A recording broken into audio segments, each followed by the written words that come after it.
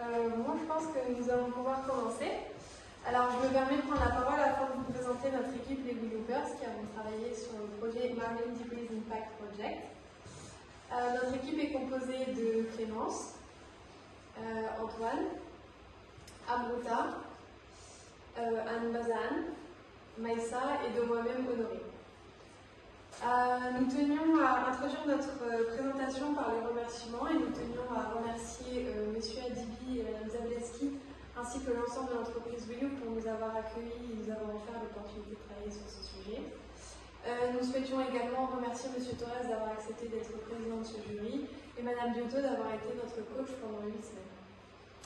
En ce qui concerne notre présentation du jour, nous allons dans un premier temps vous diffuser notre vidéo de présentation. Puis nous introduirons notre problématique, nous discuterons ensuite de l'analyse de cycle de vie, aussi connue sous l'anagramme ACV, puis de notre méthode, ensuite de l'étude de cas que nous avons réalisée ainsi que des résultats, des limites de notre méthode, et enfin nous conclurons. Sans plus attendre, voici notre vidéo.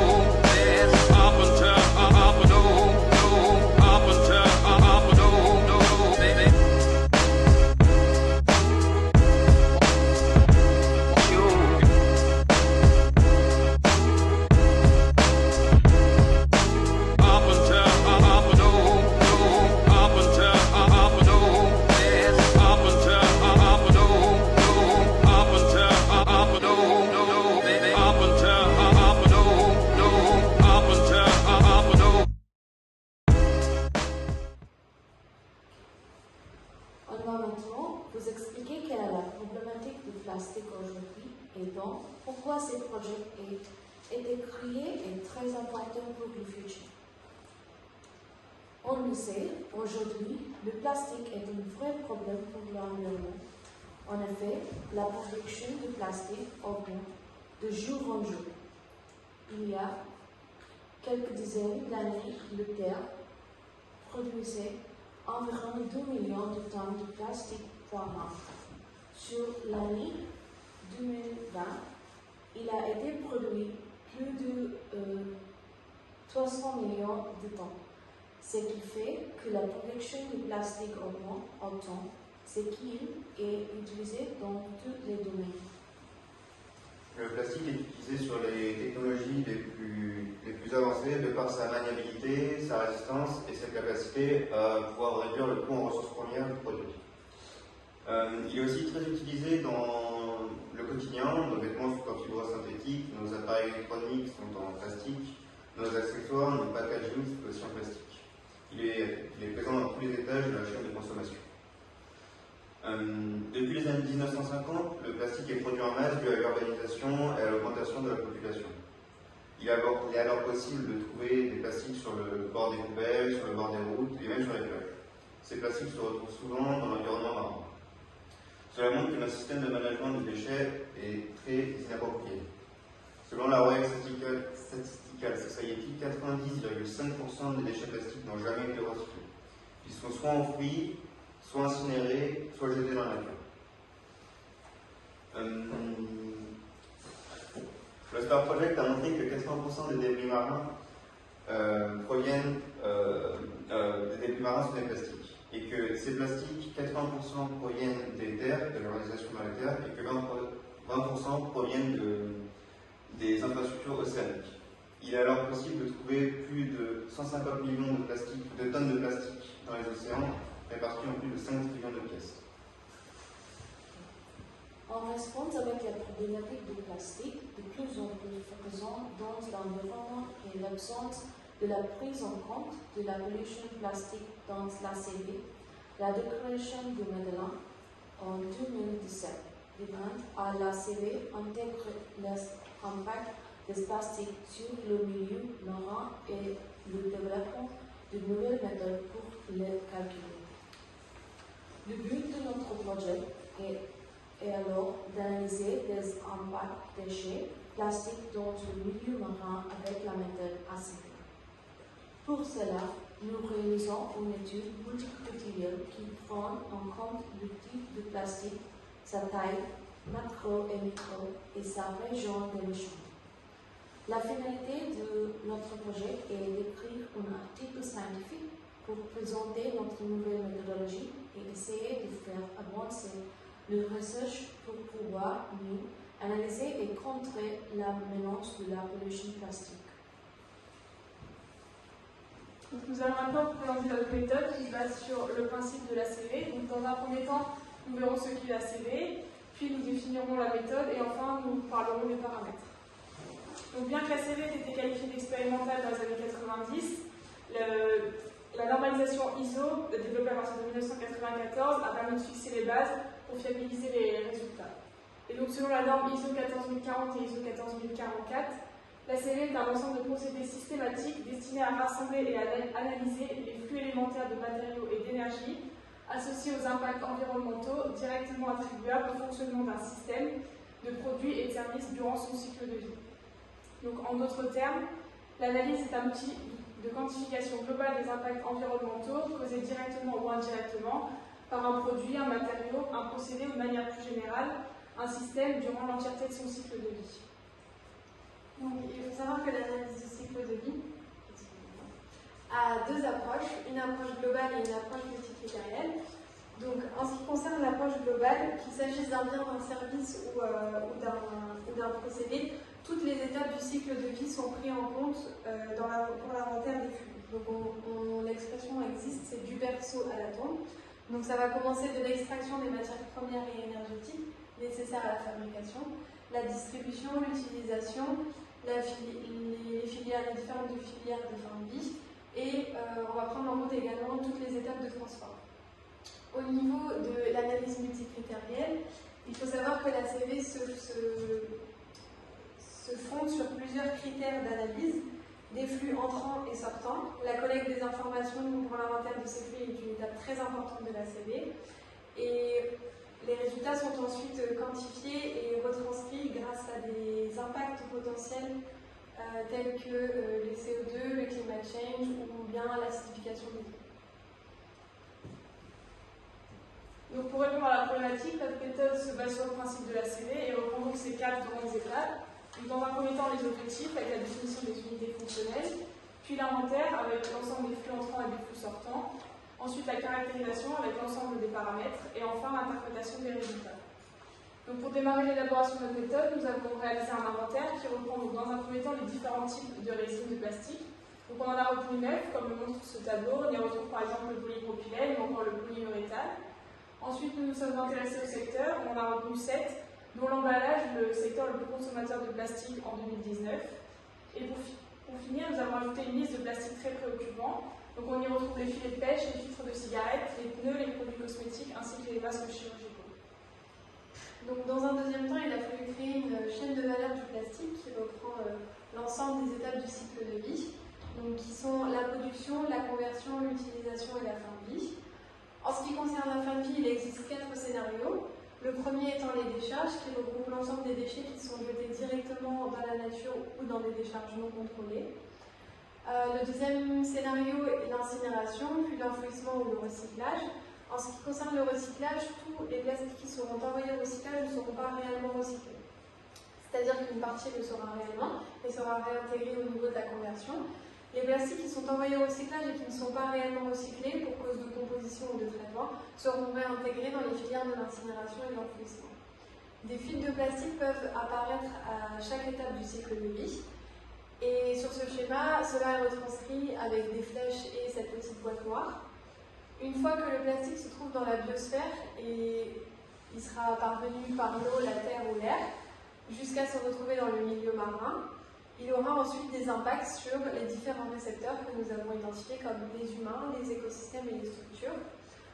Pour précision, nous nous intéressons exclusivement aux plastiques qui se retrouvent dans les milieux marins.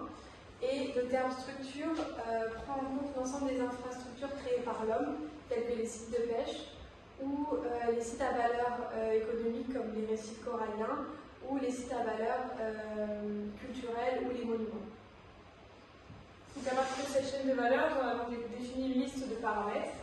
Donc pour la technosphère, nous avons défini 4 paramètres, donc le volume de plastique dans l'environnement marin, le contexte d'utilisation, la durée de vie ainsi que le potentiel de libération. Pour la biosphère, nous avons défini 2 paramètres qui sont la densité et la taille. Et enfin, concernant les récepteurs, il y a également 2 paramètres, la forme ainsi que la toxicité de la résine. Néanmoins, le paramètre de la taille est un paramètre clé dans notre méthodologie. En effet, des études montrent que selon la taille, les plastiques vont avoir des impacts différents. C'est pourquoi nous avons créé notre méthodologie qui comprend 2 sous-méthodes, la méthodologie micro et la méthodologie macro. La limite se trouve à 5 mm et est définie de la manière suivante. Dès lors que l'une des 3 dimensions du débris sera supérieure à 5 mm, celui-ci sera défini comme macro. Il était important de faire la distinction entre ces 2 tailles, puisque nous avons considéré que pour les plastiques micro, les plastiques auront des impacts sur les humains et la biodiversité, tandis que nous avons considéré que pour les macros, ils auront des impacts négatifs exclusivement sur la biodiversité.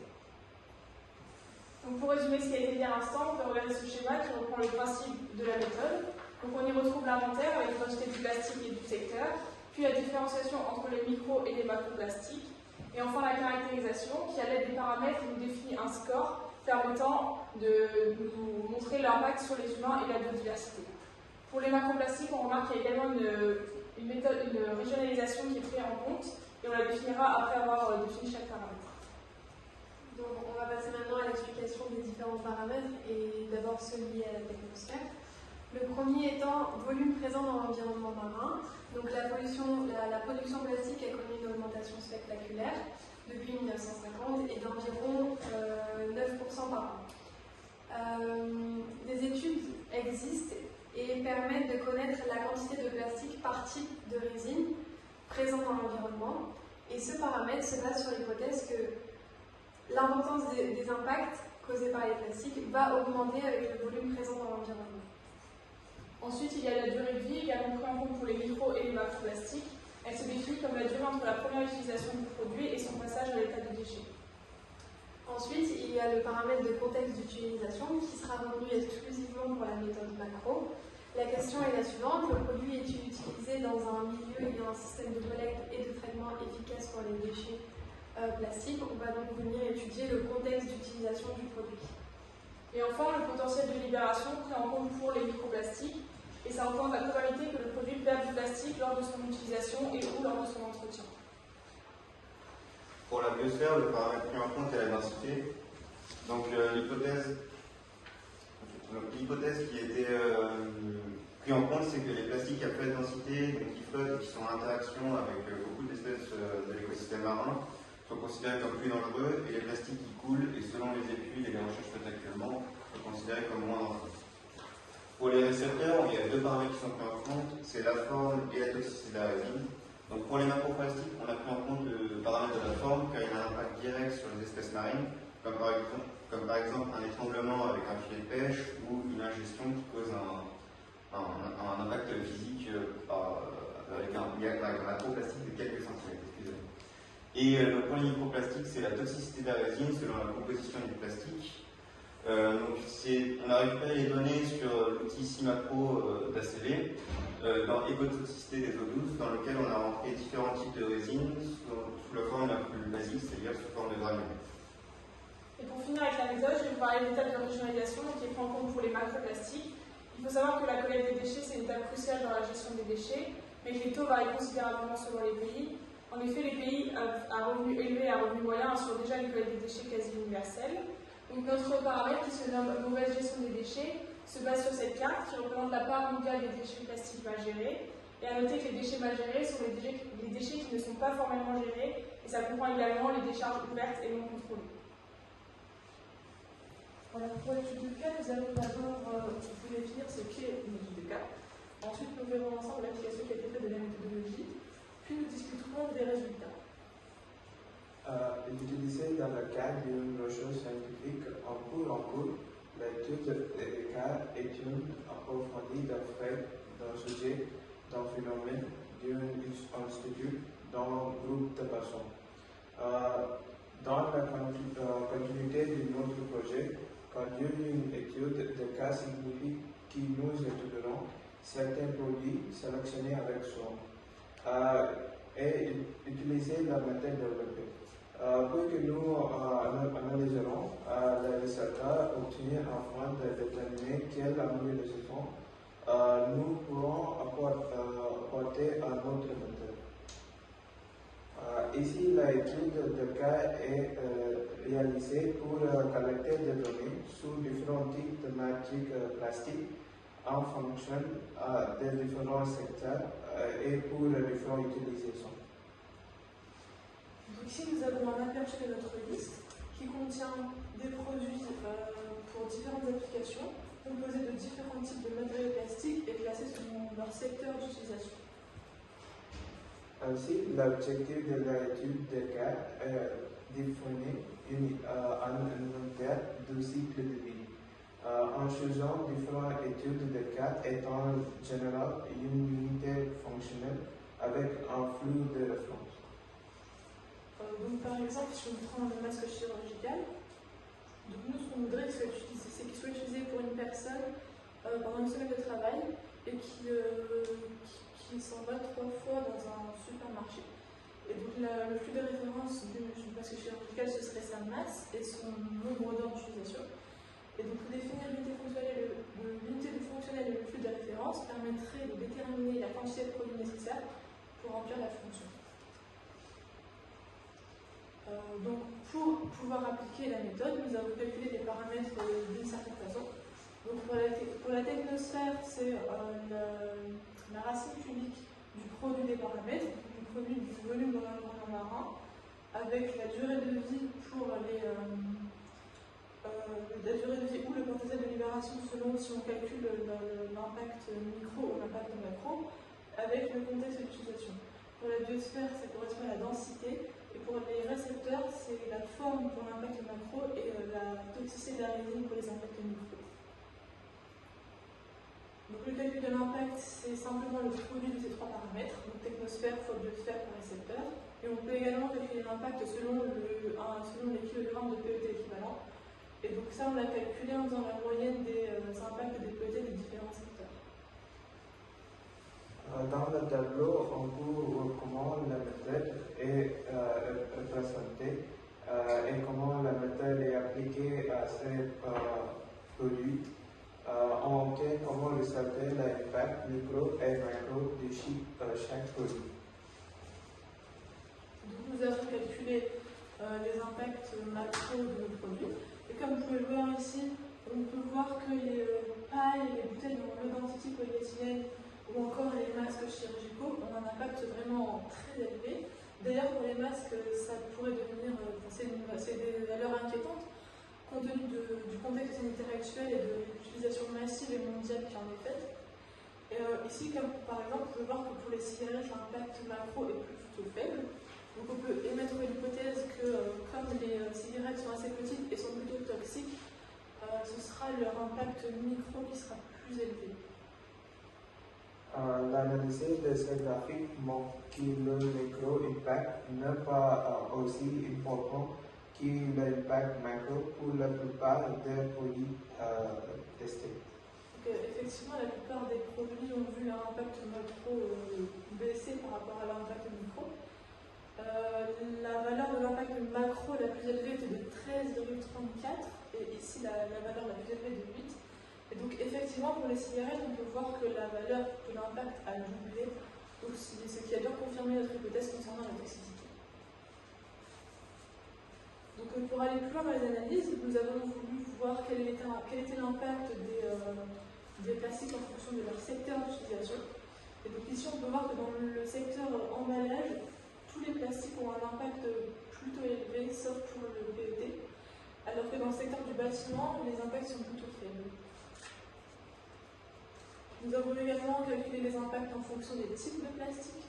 Et donc, en accord avec ce qu'on a dit précédemment, les impacts du PET sont généralement plutôt faibles, pas plus grands que 2, alors que les impacts du polypropylène, par exemple, sont surtout plus importants en macro qu'en micro. Donc, pour conclure sur l'étude de cas, on peut dire que la méthodologie donne des résultats plutôt cohérents et satisfaisants. Cependant, il est assez difficile de vérifier l'exactitude des résultats et nous verrons les limites dans la partie clinique justement après. Donc maintenant, nous allons vous présenter les limites de notre projet. On va commencer par définir les limites que nous avons rencontrées et enfin, vous les présenter une à une. Les limites d'un projet sont certains aspects qui nous empêchent d'obtenir des informations exactes ou complètes, ce qui nous empêche d'étendre des objectifs, des résultats et des tâches spécifiques. Ce sont les limitations suivantes que nous avons rencontrées tout au long du projet. Dans notre cas, il y a des limites en termes d'accès aux données ou de manque de données existantes et, par extension, parfois peu de données actuelles. Certains choix ont été faits sur la base d'hypothèses. Toutes ces limites peuvent créer des inexactitudes. Nous allons en développer certaines. Alors, une des premières limites qu'on a eues, c'est au niveau de la taille des plastiques. Donc on a regroupé dans une même catégorie les micro et les nanoplastiques, car il y avait assez peu d'études et de données pour pouvoir les séparer et créer une catégorie nano dans la méthodologie. Au sein du modèle, en ce qui concerne les paramètres fonds, par exemple, c'est l'un des paramètres les plus conceptualisés et peut éventuellement être amélioré si de nouvelles études sont menées sur ces sujets. En ce qui concerne la toxicité, l'objectif était de prendre en compte la toxicité d'un produit, donc la toxicité de la composition, la résine et des additifs, plus la toxicité du procédé utilisé pour fabriquer le produit plastique. Finalement, nous n'avons tenu compte que de la toxicité de la résine. Une autre limite se situe au niveau de la temporalité. Donc les plastiques se dégradent très lentement, donc à cause des UV, de la température de l'eau, de la composition. Et malheureusement, le temps de dégradation n'a pas pu être pris en compte dû au manque de données et au manque de recherche faite sur le sujet. Pour l'étude de cas, au cours des analyses, l'unité fonctionnelle a été définie mais non utilisée. Les analyses ont été faites pour chaque produit avec 1 kg de plastique. C'est l'un des aspects de l'étude de cas qui peut être amélioré. Enfin, de compte, nous espérons que cette méthodologie et ces projets pourront apporter une base solide pour le futur étude sur l'intégration de la pollution plastique dans l'ACV et notamment la pollution des ossements. Donc, afin de résumer la présentation d'aujourd'hui, nous allons faire un point sur ce que nous avons réalisé, les limites que nous avons rencontrées, ce qui nous manque à l'heure actuelle et le but de ce projet. Donc, nous avons élaboré une méthodologie et nous avons également réalisé une étude de cas. Le tout est inscrit dans notre rapport. Et nous avons également rédigé un article scientifique dans l'espoir d'être publié. Les limites que nous avons rencontrées viennent d'être expliquées et sont notamment dues à l'accès aux données ainsi que la qualité et le manque parfois de recherche approfondie sur certains thèmes très précis. Le but du projet pour l'entreprise, c'est de se positionner sur un sujet de R&D plutôt précurseur et de publier un travail dessus. En mettant en place cette méthodologie, l'entreprise possède un outil à valeur économique et commercialisable afin d'accompagner davantage les entreprises travaillant avec l'entreprise. Et nous voulions également prendre un peu de temps pour faire un retour sur ce que le projet nous a apporté individuellement. L'exercice fut de choisir un mot qualifiant l'apport de ce projet. Je vais donc commencer. Mon mot à moi, c'est l'ouverture. Donc l'ouverture pour accueillir les différentes visions de mes camarades sur ce sujet qui fut mon sujet de stage l'été dernier. Une ouverture vers l'international au regard d'une collaboration avec les étudiants internationaux et le travail en anglais avec l'entreprise. Et enfin, une ouverture d'esprit sur des sujets de recherche et de réflexion qui mèneront, je l'espère, à une éducation. Donc moi j'ai choisi le mot avancé car je pense que c'est un mot qui se place bien pour ce projet. Car ce projet est une avancée dans la recherche et j'espère qu'il permettra aux futures recherches scientifiques de s'appuyer sur cette méthodologie. Pour ma part, j'ai choisi le mot réflexion. Donc, face à ce sujet novateur, il a fallu qu'on s'approprie la méthode, le sujet, mais également réfléchir à la problématique dans sa globalité. De plus, ce projet va apporter une nouvelle manière de réfléchir, donc partant de constats et d'études menées pour élaborer une méthode. Et enfin, j'espère que ce projet mènera à d'autres réflexions scientifiques. Alors, quant à moi, j'ai choisi le mot adaptation, car en tant que personne qui projette de travailler dans le monde de la data science, ce sujet est assez nouveau pour moi et nécessitait donc une approche différente. Donc j'ai eu besoin d'un peu de temps d'adaptation au début du projet pour pouvoir m'y faire, mais finalement je m'en sors plus riche de nouvelles connaissances et de nouvelles compétences. Un moment de l'attention, car la pollution plastique est un problème actuel pour l'entreprise. Ce projet est important aussi. Le cours est exploité pour mieux utiliser le plastique. Mon nom est fascinant car j'ai découvert et appris beaucoup de choses pendant ce projet, notamment sur la pollution plastique, de l'impact sur les animaux jusqu'à l'impact à cause de produits chimiques. Et je pense que cela pourra nous servir plus tard. Et enfin, nous souhaitions finir sur une citation de Charles Darwin. Les espèces qui survivent ne sont pas les plus fortes ni les plus intelligentes, mais celles qui s'adaptent le mieux au changement.